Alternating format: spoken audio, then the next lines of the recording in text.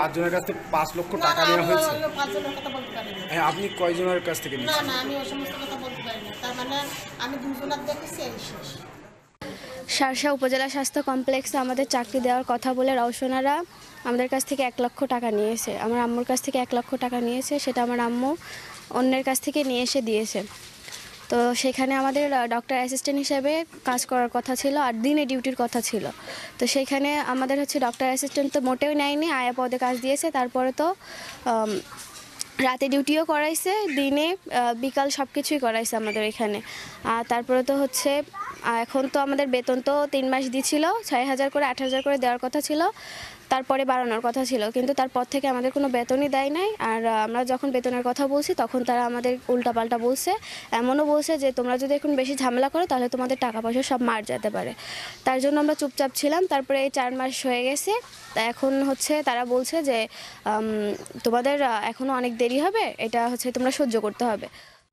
আমার মতন আরও 5 জনের কাছ থেকে টাকাটা নিছে 1 লাখ টাকা করে। রওশনা উপজেলা স্বাস্থ্য কমপ্লেক্সে উনি চাকরি করে। উনি আমাদের কাছ থেকে এই চাইলো, আমরা তো পড়াশোনা করি, পড়াশোনার পাশাপাশি এই চাকরিটা করতে চাইছিলাম। তো আমাদের কাছে এরকম 1 লাখ টাকা করে নিছে। আমাদের ফ্যামিলি তো মানে কি বলবো, আমাদের খুব খারাপ অবস্থা, এর মধ্যে টাকাটা আমরা দিলাম। এখন আমার মতন 5 জন তো আরও নিছে সেই টাকাটা, তাদেরও তো সে একই অবস্থায়। এটার আমরা বিচার চাই। বলে আমরা টাকা কমতে দেবো, এখন টাকা কমতে দেবো, তা টাকা কমতে দেবে তাহলে আমাদের 1 লাখ টাকা করে নিয়েছে কেন?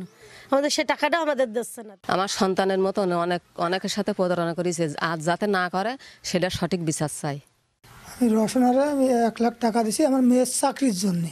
সেই চাকরিটা এখন আয়া কাজ করাইছে, আরও দুর্ব্যবহার করেছে। এখন চাকরিও দিচ্ছে না, এখন তাড়াই দিচ্ছে, তাড়াই দিয়ে এখন আমার টাকাও ফেরত দিচ্ছে না।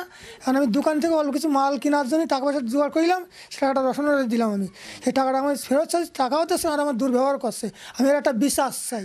সরকারি চাকরি দেবে বলে এই যে মোটা অঙ্কের একটা টাকা নেওয়া হচ্ছে, সে চাকরিও দিচ্ছে না, তারা বাসায় পড়ে আছে এভাবে। এখন যারা এই সাথে চক্র, তাদের শাস্তির দাবি করছি। প্রতারক চক্রের মাধ্যমে যে নিয়োগ বাণিজ্য চলেছে এ বিষয়ে আমার কোনো ধারণা নাই।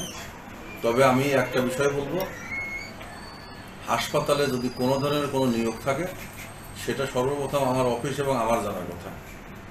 কেউ যেন প্রতারক চক্রের খপ্পরে না পড়ে আমাদের কাছে এসে জিজ্ঞেস করে, আমরা এই বিষয়টা সঠিক তথ্য দিতে পারবো। দ্বিতীয়ত আমি আপনাদের মাধ্যমে বলতে চাই যে জনগণ যেন প্রতারিত না হয়, এজন্য আপনারাও প্রচার প্রচারণা চালাবেন। আমরা অবশ্য আমাদের দিক থেকে চেষ্টা করব যেন আমরাও জনগণকে সচেতন করতে পারি।